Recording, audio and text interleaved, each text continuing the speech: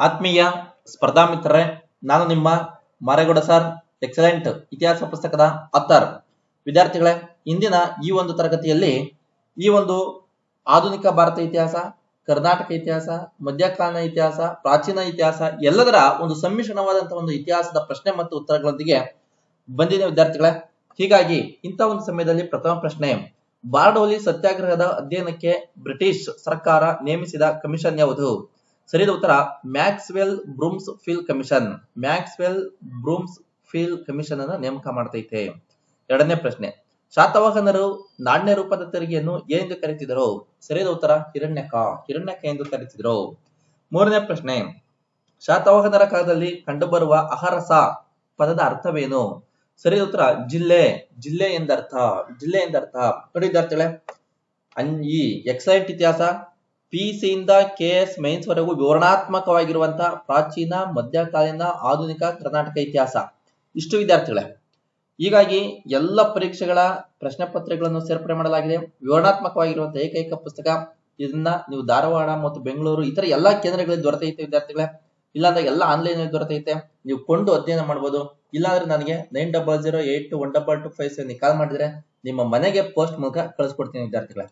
ನಂತರ ನಾಲ್ಕನೇ ಪ್ರಶ್ನೆ, ಚೌಹಾಣರು ಯಾವ ವಂಶಕ್ಕೆ ಸೇರಿದವರು? ಸರಿಯಾದ ಉತ್ತರ ಸೂರ್ಯವಂಶ. ಸೂರ್ಯವಂಶಕ್ಕೆ ಸೇರಿದವರು. ಐದನೇ ಪ್ರಶ್ನೆ, ಬಂಗಾಳದ ಪಾಲ ಮನೆತನ ಸ್ಥಾಪಿಸಿದವರು ಯಾರು? ಸರಿಯಾದ ಉತ್ತರ ಗೋಪಾಲ. ಗೋಪಾಲ. ಆರನೇ ಪ್ರಶ್ನೆ, ಗಾಂಧಾರ ಕಲೆ ವಿಶೇಷ ಲಕ್ಷಣವೇನು? ಸರಿಯಾದ ಉತ್ತರ ಬುದ್ಧನ ವಿಗ್ರಹಗಳಿಗೆ ಮೆರುಗು ನೀಡಿರುವುದು. ನೋಡಿ, ಬುದ್ಧನ ವಿಗ್ರಹಗಳಿಗೆ ಮೆರುಗು ನೀಡಿರುವಂತದ್ದು. ನೋಡಿ, ಬುದ್ಧನ ಗಾಂಧಾರ ಕಲೆಯ ಒಂದು ವಿಶೇಷತೆಗಳು ಅಂತಂದಾಗ ಬುದ್ಧನ ತಲೆ ಮೇಲೆ ಗುಂಗುರು ಕೂದಲುಗಳು ನಾವು ಕಾಣ್ತೇವೆ. ಬುದ್ಧನ ಒಂದು ವಿಗ್ರಹವನ್ನ ಜೇಡಿ ಮಣ್ಣಿನಿಂದ ಮತ್ತು ಕಲ್ಲಿನಿಂದ ಮಾಡಲಾಗಿರುವಂತದ್ದು. ನಂತರ ಬುದ್ಧನನ್ನ ಗ್ರೀಕ್ ದೇವತೆ ಅಪೋಲ ದೇವರು ಹೋಲುವಂತೆ ಕೆತ್ತಿರುವಂತಹ ಒಂದು ಪ್ರಯತ್ನ ಮಾಡಿರುವಂತದ್ದು. ಈಗ ನಾವು ಅಧ್ಯಯನ ಮಾಡಿದಂತ ಸಮಯದಲ್ಲಿ ಇದೆಲ್ಲದರ ಒಂದು ವಿಶೇಷತೆ ಏನಪ್ಪಾ ಅಂದಾಗ ಬುದ್ಧನ ವಿಗ್ರಹಗಳಿಗೆ ಹೆಚ್ಚು ಮೆರಗನ್ನ ನೀಡುವಂತದ್ದು ಅದರ ಒಂದು ವಿಶೇಷ ಲಕ್ಷಣವಾಗಿರುವಂತದ್ದು. ನಂತರ ಏಳನೇ ಪ್ರಶ್ನೆ, ಕುಶಾನರ ಕಾಲದಲ್ಲಿ ಸಾಮ್ರಾಜ್ಯವನ್ನು ಡ್ಯಾಶ್ ಗಳಾಗಿ ವಿಂಗಡಿಸುತ್ತಿದ್ದರು? ಸರಿಯಾದ ಉತ್ತರ ರಾಷ್ಟ್ರ, ಆಹಾರ, ಜನಪದ ಮತ್ತು ದೇಶ. ರಾಷ್ಟ್ರ, ಆಹಾರ, ಜನಪದ ಮತ್ತು ದೇಶಗಳಾಗಿ ವಿಂಗಡಿಸ್ತಾ ಇದ್ರು.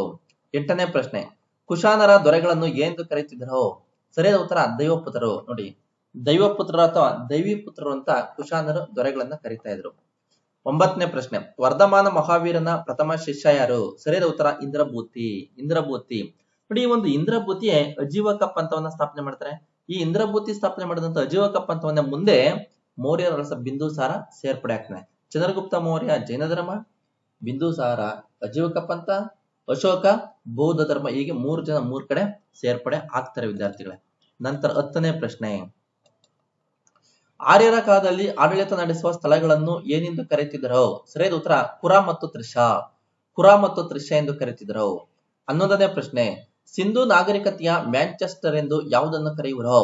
ಸರಿಯಾದ ಉತ್ತರ ಲೋಥಾಲ್ ನಗರ. ನೋಡಿ, ಲೋಥಾಲ್ ನಗರ ಮ್ಯಾಂಚೆಸ್ಟರ್ ಅಂತ ಕರೀತಾರೆ. ಯಾಕಪ್ಪ ಅಂದಾಗ ಹತ್ತಿ ಬಟ್ಟೆ ವ್ಯಾಪಾರಕ್ಕೆ ಪ್ರಸಿದ್ಧ ಕೇಂದ್ರವಾಗಿತ್ತು. 12ನೇ ಪ್ರಶ್ನೆ, ಪ್ರಾಚೀನ ಶಿಲಾಯುಗದ ಜನರು ಯಾವ ಪಂಗಡಕ್ಕೆ ಸೇರಿದವರು? ಸರಿಯಾದ ಉತ್ತರ ನೀಗ್ರೋ ಪಂಗಡಕ್ಕೆ. ಪ್ರಾಚೀನ ಶಿಲಾಯುಗದ ಜನತೆ ನೀಗ್ರೋ ಪಂಗಡಕ್ಕೆ ಸೇರಿದಂತವರು. ನಂತರ 13ನೇ ಪ್ರಶ್ನೆ, ಗ್ವಾಲಿಯರ್ ಶಾಸನ ಪ್ರತಿಹಾರ ಯಾವ ರಾಜನ ಬಗ್ಗೆ ತಿಳಿಸುತ್ತದೆ? ಸರಿಯಾದ ಉತ್ತರ ಭೋಜರಾಜ.